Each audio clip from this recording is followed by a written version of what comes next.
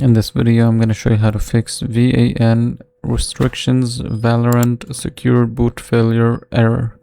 So first you want to do is go to Windows Security. So here you'll go to this option where it says virus and threat. Go to manage settings and turn off real-time protection. And I also suggest you to turn off these other options. You can turn them off temporarily just to check if they will fix the issue. And then here you'll go back here.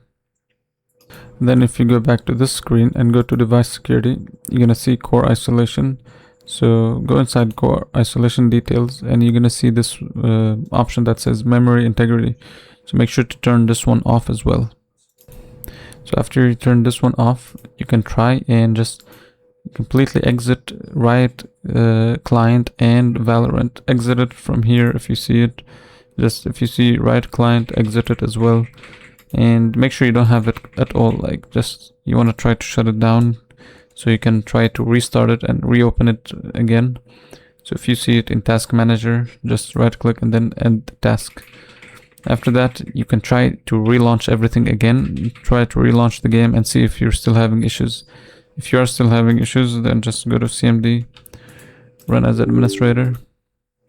And here you're going to write the following command. So ipconfig/renew and then press enter.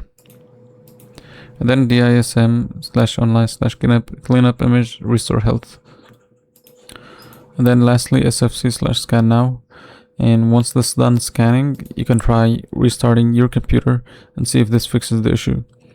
If you're still having issues, then I recommend going back to Riot client, run the launcher here and just log in. So once you open the Riot client and you go to your games, you might see at the Valorant a button that says repair. So if you click repair, it might fix your issues.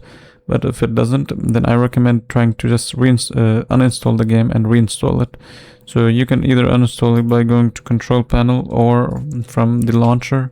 So if you go to control panel, you should be able to see the game from here. Let's see, Valorant. Here you can see it. You can just click uninstall.